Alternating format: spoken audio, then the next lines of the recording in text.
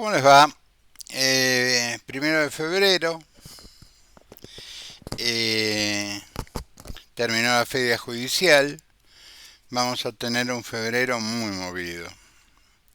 Esto es como un adelanto que, que les hago. Si el kirchnerismo cree que atacando jueces y a la corte va a impedir que la justicia siga funcionando, hace una pésima lectura de la política.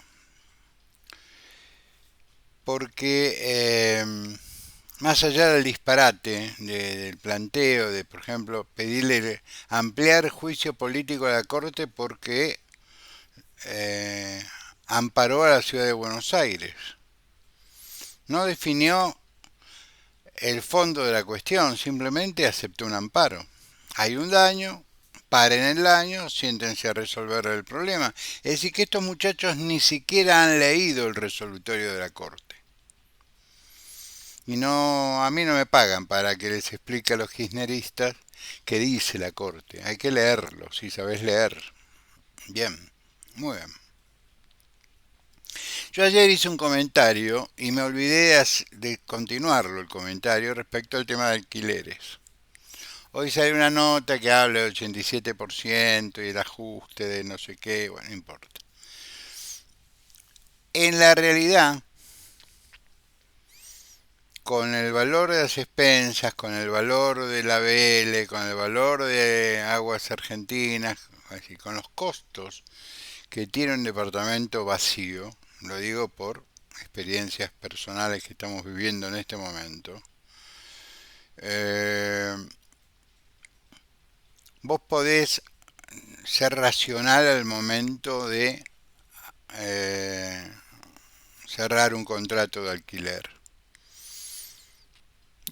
Yo estuve muchos años, ni me acuerdo cuántos, pero no menos de 5 años, y 2 contratos, alquilando un departamento en la calle Agüero, entre Pacheco de Melo y Gutiérrez, y a 100 metros de San Agustín. Y a mí me lo renovaban con un ajuste, qué sé yo, porque yo era un buen inquilino. Eh, Cuando me tocó pagar el empecé a pagar el ABL, me di cuenta que debían desde 2, 3 años atrás y se los pagué porque lo hizo Anita, entró en una moratoria, pago el contado, entonces yo no iba a ir a decirme, mira, te pagué esto, pero esto no te lo pagué porque es del inquilino anterior. Yo sé que si volvería a Buenos Aires y necesitara alquilar un departamento de esa señora, que es la dueña de una inmobiliaria, me busca un departamento y no me molesta porque dice que soy un buen inquilino. Hay buenos inquilinos y hay malos inquilinos. Entonces, muchos propietarios inteligentes prefieren mantener al inquilino con el lógico ajuste, qué sé yo, ajustar un poco, pero tampoco ahogarlo, porque si lo ahogás se te va, y si te va por ahí lo tenés un año parado. Y un año parado, un departamento es un problema. Eh, entonces, digo, hago esta aclaración porque alguien ayer me hizo el comentario y dije, pucha, yo tendría que haber cerrado la charla el capítulo del aumento de casi el 100% los alquileres nuevos, haciendo este comentario, haciendo esta aclaración que me parecía esencial. El inquilino necesita un propietario comprensivo y el propietario necesita un inquilino cumplidor. Entonces, cuando se dan ambas cosas, los contratos funcionan, siguen y se ajustan en función de la realidad, no se ajustan en función de lo que dice el mercado. El mercado es la realidad. Entonces, si yo tengo un buen inquilino y quiero mantener el buen inquilino, que me paga en tiempo y en forma, que mantiene mi propiedad en orden, correcta, como debe ser, que paga todas las cosas que tiene que pagar, y que etcétera, etcétera, etcétera, ¿yo para qué voy a cambiar? ¿Para qué voy a empezar por unos mangos a arriesgarme que me caiga un pirata de asfalto? Con un título de propiedad falluto, que se venden, se alquilan, no sé cómo es la historia. Pero quería hacer esta aclaración por una amiga que me dijo, yo Guillermo alquilo y yo comprendo y estoy muy contenta con mi inquilino. Entonces dije, pucha, tiene razón. Eso es el mercado.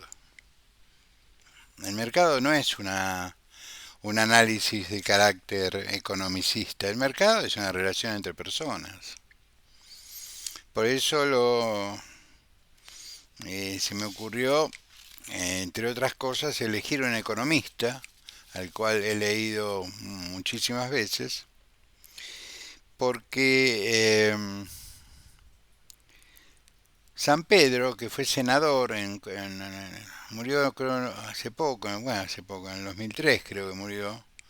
San Pedro era un economista español de los que se consideraban en una época en el estudio económico europeo, se hacía una consideración, aparte de los ortodoxos, los heterodoxos, etcétera, etcétera, había toda una rama del pensamiento económico. No estamos hablando de los economistas de la televisión argentina, salvo excepciones. Estamos hablando de tipos que han logrado los mejores premios en Europa, que se estudia por ellos, etcétera, etcétera. Ese nivel era San Pedro.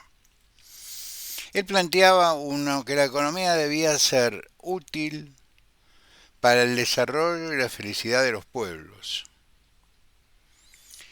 Y tenía todo un capítulo sobre el desarrollo económico. Y es que yo recuerdo que cuando lo leí, se lo mandé a un amigo mío que era muy desarrollista, era porque nos dejó.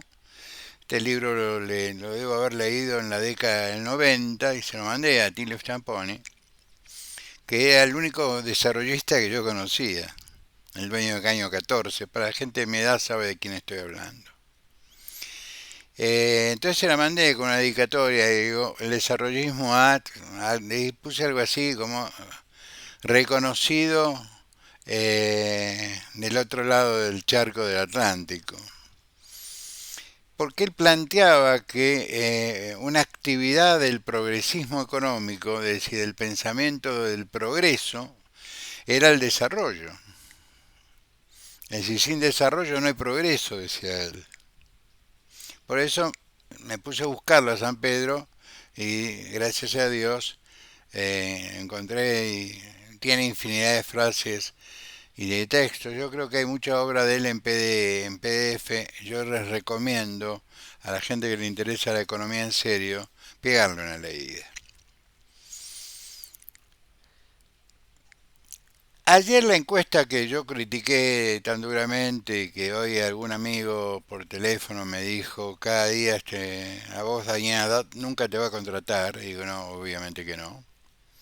Se hizo sobre un universo de 827 personas. Un amigo de Twitter me hizo la aclaración. Da vergüenza. Yo no quiero molestar a nadie, pero cuando nos casamos con Ana, que nos casamos en la pandemia, el año pasado, todavía con restricciones por la pandemia, por la cuarentena, nos permitían los testigos y nada más. Hubo una excepción del registro civil de Jujuy, muy amable por mi suegro, en silla de ruedas, mi suegra, etcétera, etcétera. Venía una de mis hijas de Buenos Aires, hubo una excepción, se permitió 3 personas más, pero se transmitía por internet. Entonces te daban un link, vos mandabas el link a tus amigos y ellos podían entrar y ver en directo el casamiento. Yo lamento decirle a la gente de Sinopsis y al medio que publicó esta encuesta que en mi casamiento hubo más de 827 personas. Según el director del Registro Civil de San Salvador de Jujuy, batí récords, porque pidieron ampliación, etcétera, etcétera. ¿A qué voy con esto? Es que no es serio publicar una encuesta de este número. Hoy a la mañana, a raíz de este comentario, un queridísimo amigo que está en una empresa que contrata una empresa de, de sociólogos que solo trabajan para ellos. Trabajan para empresas metalúrgicas, un grupo de 4 bancos, una financiera, un grupo de empresas ligadas a la industria agropecuaria. Yo alguna vez creo que les conté que hacen unas encuestas nacionales sobre un universo mínimo de 8.000 personas en todo el país, que lo hacen cada 6 meses. Pero esta empresa de sociólogos trabaja única y exclusivamente para este grupo de clientes. Y que sus encuestas no van a los medios, van a este grupo de clientes, donde hacen una serie de preguntas, entre ellas hay un capítulo económico, hay un capítulo social, un capítulo de perspectivas, cómo se siente la sociedad frente a, qué esperan del futuro, del presente, etcétera, y básicamente qué esperan de la política. Porque la política termina de alguna manera sintetizando todos los problemas de la sociedad. Yo lamento decirle a la gente de Infobae que según esta encuesta que hoy me adelantaron, no me adelantaron todo porque no se debe hacer, ni yo no soy cliente, yo no les pago. Ustedes me tiran alguna cosa, me tiran, es por acá, gallego. Y él es por acá, es que Juntos por el Cambio en todo el país le lleva unos 12 puntos al frente de todos y que de los candidatos posibles, donde incorporan, por ejemplo, a Cristina Fernández de Kirchner, donde incorporan a Sergio Massa, donde incorporan a Alberto Fernández, es decir, donde incorporan a los tipos que han expresado alguna voluntad, por ejemplo, en Juntos por el Cambio, lo incorporan a Manes, lo incorporan a Gerardo Morales, es decir, no hacen esta cosa restringida de los porteños del PRO, que hace sinopsis Infobae con 827 encuestados. Es decir, incorpora más gente, inclusive han incorporado a Schiaretti, porque ellos tienen más información que el resto del periodismo. Lo incorporaron hace 2 meses atrás. Muy bien. La diferencia es brutal. Me dice, mirá, esto es una encuesta. Después viene, se mueve el aparato, después está los que no se encuestan, después está los que cambian el voto porque hay una moneda, es decir, entra todo lo que es la sociología política que puede cambiar un resultado, que puede modificar un resultado. Pero me dice, la tendencia es brutal, Guillermo, me dice. Y la tendencia es sobre Macri. Y cuando se le pregunta, yo por lo menos pregunté a los especialistas, ¿por qué Macri? Porque estuvo callado, me dicen. Porque no expresó hasta ahora ninguna voluntad, porque es el tipo que recibe. Él no va, él recibe. Y me acordé de lo que yo varias veces hablé con ustedes, el concepto de mística y signos, que es tan importante en la gestión política. La simbología de la política. ¿Se acuerdan que yo decía, dirigente, si vos te sentabas al lado de Alfonsín en una cena o en un almuerzo, inmediatamente eras dirigente, por el mero hecho de estar sentado a la derecha o a la izquierda de Raúl? Porque si estás sentado a la derecha del jefe, debe ser un tipo importante. Era su posición general. Muy bien. Por lo tanto, las declaraciones, la nota que hoy salió en La Nación con cierto dolor por parte de La Nación, donde tuvieron que reconocer un hecho, que evidentemente, según lo que dicen mis amigos de la Ciudad Autónoma de Buenos Aires, con los cuales hablé hoy a la mañana, me dicen que es un reconocimiento tardío de lo inevitable. Esto parece el título de un cuento de Borges. El reconocimiento tardío de lo inevitable. No me lo roben porque tengo toda la intención del mundo de escribir el sábado respecto a esto. Bueno, si quieren me lo roban. Pero ¿qué es el reconocimiento tardío de lo inevitable? Eh, los números. No los que vos publicás como un elemento de publicidad. Porque las encuestas también tienen un modelo de publicidad. Ustedes piensen que hay millones de argentinos que les importa un bledo la política y que votan a ganador. Por lo tanto, las encuestas juegan un rol dentro de la vida política del país.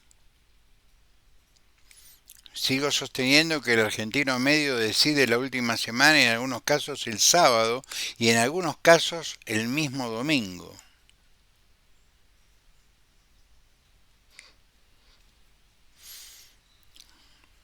Había una panadería sobre la avenida Santa Fe, casi llegando a Irigoyen, en el pueblo en la ciudad de Martínez, hace muchos años, y me encuentro con una vecina, iba a comprar facturas, se iba a llevar a casa y yo me iba a ir a votar. Te digo, ¿cómo le va? ¿Qué dice María? ¿Cómo está, doctor? ¿Qué tal?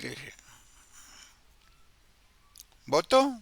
Eran las 8 de la mañana. No, no, voy a ir ahora a votar. ¿Dónde vota? En la escuela 9. Ah, frente a la plaza, sí, sí. Y discúlpeme, María, ¿tiene decidido a quién va a votar? Me dice no. Metí la mano al bolsillo, saqué, está mal lo que voy, doblé una boleta y digo, yo voy a votar esta boleta. La señora la abrió, le voy a hacer caso, doctor, me dice. Que me costó 2 docenas de facturas. Esto es, a mí me causaba gracia porque esto es la sociología de la política. No, los políticos creen que le hablan a gente de su misma condición y la sociedad está más sana que la política. Entonces, mis presagios, que hoy se confirmaron, o los confirmó el diario La Nación a través de los voceros de la reta, es la aplicación de la más estricta lógica política.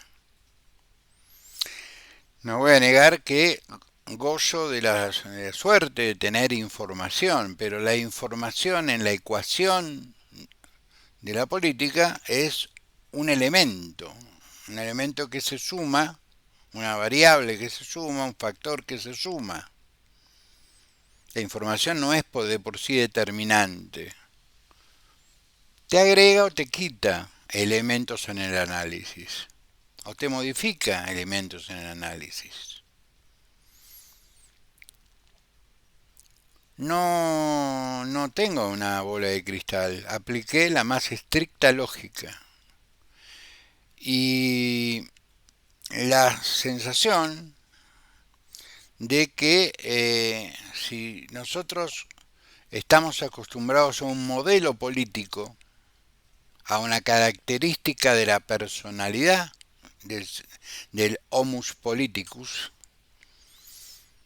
cuando aparece un personaje que rompe el estereotipo, la máscara, como diría de alguna manera la moderna psicología, no tan moderna, alguien que rompe ese estereotipo, esa característica de personalidad tan particular que tiene el político en general, pero el político argentino en particular, rompe todos los análisis, salvo que esta personalidad que es arquetípica, que no tiene que ver con la máscara, eh, vos la agregues como un elemento en el análisis, que es lo que no hace normalmente el periodismo político, y mucho menos la política, pero que deberían empezar a hacerlo. Se ahorrarían un montón de disgustos. Patricia está en Córdoba tratando de ordenar lo que desordenó la ansiedad del pelado Larreta. Según un correligionario que es parte del sindicato del radicalismo de la capital federal, cosa que, entre paréntesis, me recordó diciéndome no tenés derecho a decirnos de usar esta terminología con nosotros. Le digo, ¿querés que use otra? No, no, está bien. Bueno, de última el sindicato es un grupo de hombres y mujeres que trabajan. Podría llamarlos banda, pero sería mucho, ¿no? Eh, pero como yo estaba hablando con alguien que cumple horarios, que es un tipo serio, va y labura para el gobierno de la ciudad, es correligionario y gobierna para trabaja para el gobierno de la ciudad. Me decía que el ánimo en el arretismo porteño está muy caído, porque sospechaban y ellos decían Macri nos va a joder al final. No, Macri cumplió con su palabra. El problema lo tuvieron ellos por ansiosos, lo tuvimos nosotros por aceptar esta ansiedad y transmitirla. Mi diferencia con ellos es que yo le tomé la palabra al expresidente, dijo. Marzo, abril del año que viene, el año 2023, estamos en febrero del 2023. Yo supongo que esta frase de ocasión, de que compartimos los mismos valores, se supone, están en el mismo partido. Es como, yo sin estar afiliado comparto los mismos valores que su presidente, aparte de vivir en su provincia. Comparto los mismos valores que tenía Irigoyen, Alem. Los valores, si no los compartís, ¿qué haces en ese espacio? Esa es una frase de ocasión, o como podríamos decir, el inicio de una despedida. Pero esperemos. El dólar 3,77, el Banco Central vendió 42 millones de dólares. Hoy. Si no lo bajás con 42 palos, en un mercado chico, 42 millones de dólares te da la pauta de que estaba tomador. Es decir, que hay gente que a 3,77 compró. Y compró a 3,78, a 3,79, a 3,80. La Reserva Federal, tal como alguna vez anunciamos hace un par de meses atrás, aumentó 25 puntos. Esto para nosotros es un sopapo, sobre todo para los bonos que pretendía canjear el amigo Massa.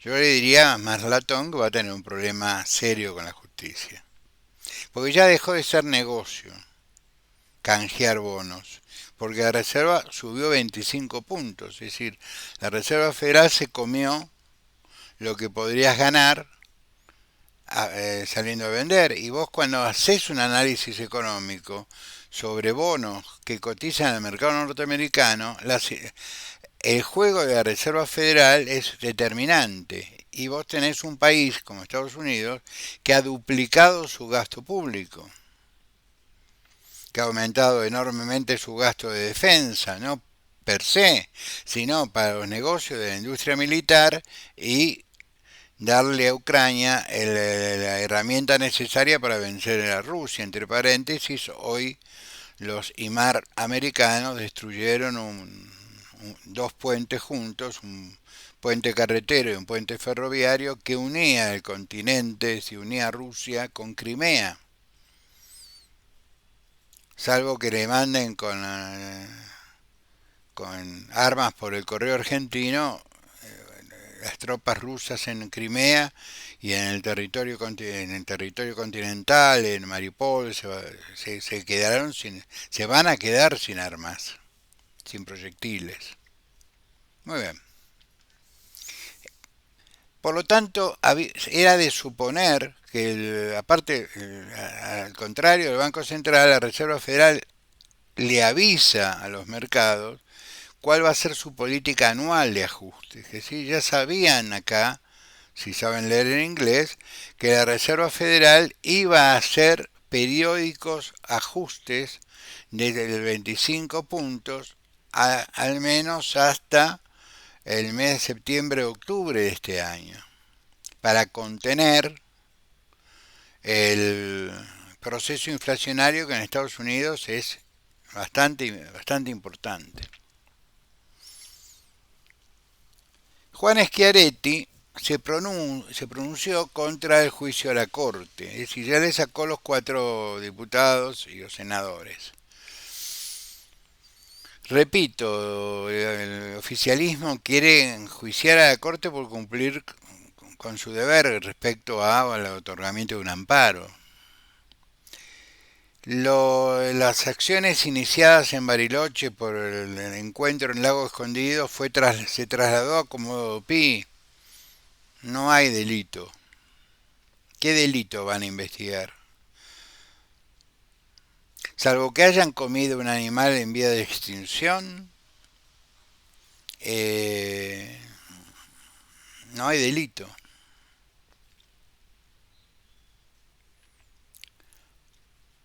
A mí me resulta realmente muy simpático que el kirchnerismo, que hace gala de no reconocer la soberanía del Código Penal, esté en estos detalles. Vuelvo a repetir, ¿cómo probás que estuvieron en el lago escondido? ¿Por los chats que ya los declararon nulos? De última, yo juez pregunto, ¿cuál es qué delito cometido contra vosotros naciendo? ¿No puedo ir al lago escondido? ¿Por qué razón?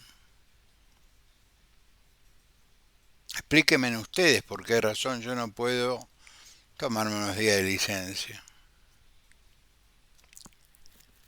¿O ustedes se creen que si yo tengo que cerrar un negocio espurio como los que hacen ustedes cotidianamente, me voy a ir tan lejos para cerrarlo? Lo hago jugando el tenis o jugando 12 hoyos de golf en el campo municipal. O lo hago a través del secretario letrado, no sé, de mi primo hermano, el chofer. No me expongo públicamente, eso es muy torpe, ¿no? Pero bueno, y así estamos.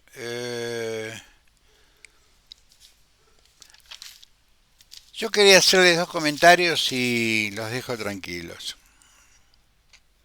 El gobierno está pasando un momento muy complicado, realmente muy complicado. Hay dos tendencias. El kirchnerismo que está dispuesto a quemar los barcos, eh, en eso se parece a algún libertario, es decir, irse a los extremos para mantener su tribu. Si a mí me dejaran opinar, les diría a ellos lo siguiente: flaco cuidado, porque el 90% de la tribu a la cual vos le hablás son empleados públicos.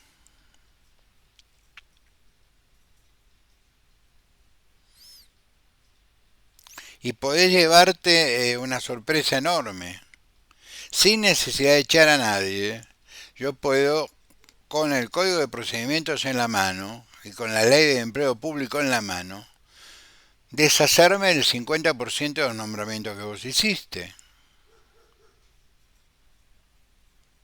Aunque sean planta permanente, fue como por concurso, no ingresó ninguno. El trámite de pasar a planta permanente sin el concurso que determina la Constitución Nacional no genera una autoridad de cosa juzgada a punto de administración laboral. Es decir, no te fija como que tu puesto es intocable. Esto es una vieja doctrina de la Cámara del Trabajo y de la Corte, porque la Constitución dice que la única condición para ingresar al empleo público es la idoneidad. La Corte en su momento, antes de la época de Perón, hizo un análisis de este concepto, a qué llamamos idoneidad. Y en aquel momento se habló de idoneidad técnica. ¿Y cómo evaluás la idoneidad técnica? Mediante un concurso de oposición y selección. Es decir, vamos a concursar los cargos de la administración pública. Años después, se volvió a reinterpretar el concepto de idoneidad y se le agregó el concepto de idoneidad moral. Por eso, para ser empleado público te piden que pases por la calle Tucumán, donde está el coso de frente a tribunales, esta oficina de antecedentes penales. Y según la ley del empleo público, vos no podés ser empleado público en ninguna condición si sos deudor de la AFIP, por ejemplo. Es decir, se volvió a interpretar, nos quedamos, la Corte que se quedó con la doctrina del concurso, es decir, del examen, para aprobar la idoneidad técnica, pero le agregó la exigencia del certificado de buena conducta, por decirlo de alguna manera, para agregarle el concepto de idoneidad moral. Así soy. Entonces, si vos no cumpliste con el paso constitucional y legal de concursar, es decir, de exponer frente a terceros tus conocimientos y que estos terceros avalen tus conocimientos, si pasaste de planta transitoria a planta permanente por una resolución ministerial, hermano, estás colgado de un pincel.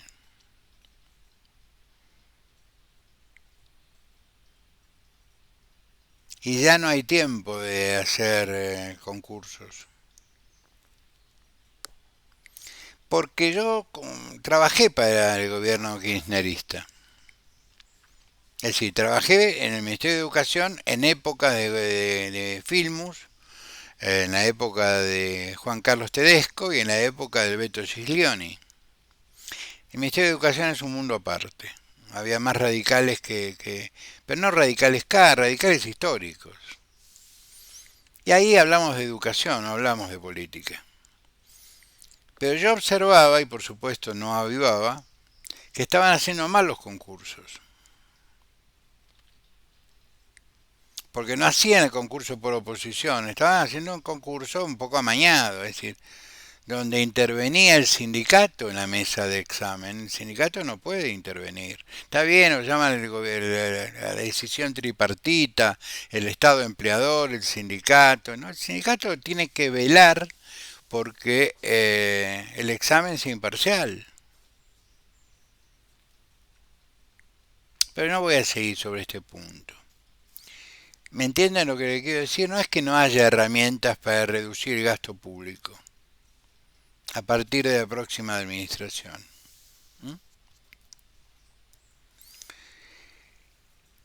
El kirchnerismo tiene serias dificultades, estábamos diciendo, en el sentido que Alberto supone que puede ser candidato, hay un sector del peronismo que supone que Alberto puede ser candidato, Juan Schiaretti dice yo voy a ser candidato con la sana intención de dividir al peronismo lo más posible, y el cristianismo está buscando un candidato. Entonces ellos plantean el operativo Clamor y usan como argumento para que la brutalidad kirchnerista lo repita, que a la jefa la proscriben. La jefa está habilitada para ser candidata a lo que quiera, porque no tiene un fallo con autoridad de cosa juzgada. Tiene uno del doble conforme, y el doble conforme tampoco alcanza. Le vuelvo a repetir, la Constitución fue hecha por caballeros, pensando en caballeros y en damas, no estaban pensando en que alguna vez tendría que ser interpretada para sacar o no a una banda del gobierno. Entiendan la sorpresa que tiene la Constitución frente a este tipo de conductas. No tenemos defensa los juristas frente a este tipo de conductas, salvo el Código Penal. Por eso me parece que se equivocan en el operativo contra la Corte, porque la Corte va a seguir su rumbo, como si lo de afuera fueran bocinazos. Y va a seguir su calendario y va a opinar sobre si es constitucional o no que la señora Fernández de Kirchner, por vía de una resolución, gane 10 veces más que alguien que haya aportado. Es decir, hay un montón de cosas que están en el tintero, el tema de Irán, el tema de... Hay un par de incidentes de la causa Nisman, hay tela para cortar.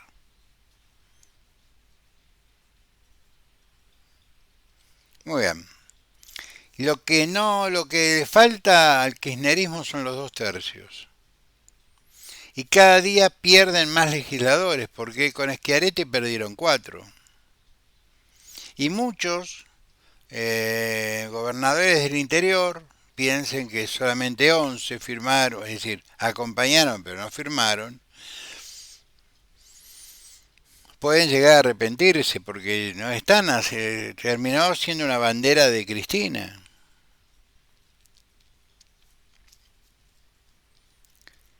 El kirchnerismo no sabe resolver políticamente sus cuestiones. Juntos por el Cambio usa los medios, o alguno de sus dirigentes usa los medios como arma. Lo único que logra es confundir a la gente. Y tampoco mucho, porque la gente está en otra cosa. Ahora entre la gente que se va en febrero, de vacaciones, eh, la gente está en otra cosa. No se elige marzo o abril caprichosamente. En marzo empiezan las clases, la clase media va a tener que mirar las cuentas, el aumento de los colegios privados, aún de los parroquiales, va a ser de difícil gestión. La escuela pública está destruida, es decir, no es una opción. Por lo tanto, los padres van a hacer un esfuerzo para, yo le digo a los colegios privados, sobre todo a los colegios parroquiales que reciben subvención del Estado, ustedes también tienen que hacer un esfuerzo. Porque estamos frente al último año de una enorme crisis económica, que puede empezar a revertirse después de las PASO y depende de nosotros, cómo votemos en las PASO. Pero el peronismo el kirchnerismo se fractura. No es que solamente el peronismo se fractura del kirchnerismo. El kirchnerismo se fractura del kirchnerismo. Muchachos, ustedes lo nombraron a Alberto. Alberto firmó decretos donde puso a todos ustedes que ahora lo destratan, los puso como funcionarios. Alberto no tiene el coraje, pero yo si fuera él, en las mismas circunstancias que él, con un hijo que me dé vergüenza, con una señora que me dé vergüenza, en las mismas condiciones de él, yo recuperaría un poco de dignidad, agarraría un lápiz y un papel, haría una lista y le diría a alguna persona de confianza, redactame estos decretos. Un decreto. Bueno, visto el artículo número tal de la ley de ministerios, acepto la renuncia de fulano de tal, mengano de tal, mengano de tal, y hecho medio gabinete. Si total igual se declaró la guerra. Le doy sustancia a la guerra y termino los últimos meses de mi gobierno al menos con 7 ministerios. Modifico la ley de ministerios. La oposición, es decir, nosotros lo acompañaríamos, no tendríamos más remedio que acompañarlo. Pero no creo que lo haga, ¿verdad? Muy bien. Léanlo a San Pedro. No crean que hay gurús ni iluminados. La política, como una ciencia social, responde a la lógica de los procesos científicos, de las ciencias. Eh, no hay magia. En un país que cree en la magia, que cree que un producto de la televisión puede ser presidente sin tener una estructura política que lo respalde, o un país que cree que le crea una banda de delincuentes que volvieron mejores. Son delincuentes. La vicepresidenta está sospechada de que su gobierno participó en el homicidio de un fiscal, pero vamos a darle una cuota de confianza. Vamos a poner el voto. A lo mejor esto evita que nos actualicen los servicios y como proponía Macri. Es decir, tenemos duplicado todo lo peor que imaginaba el votante de clase media que podía ocurrir en el segundo gobierno de Mauricio Macri. Todo lo peor que podía ocurrirle a él es que pague el 100% de la luz, del gas, de los servicios, etcétera, etcétera. Resulta que por la inflación y los ajustes de los servicios, está pagando exactamente el doble de lo que hubiera pagado si hubiera ganado Mauricio Macri.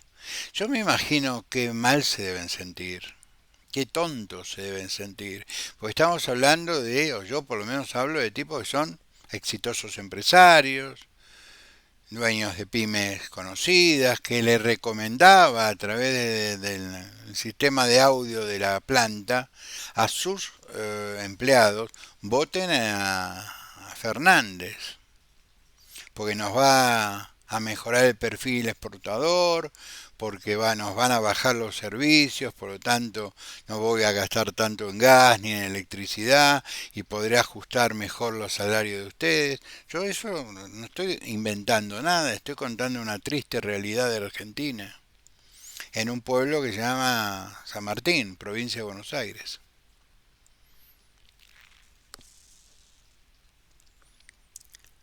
Hoy tuvo que cerrar 2 hornos.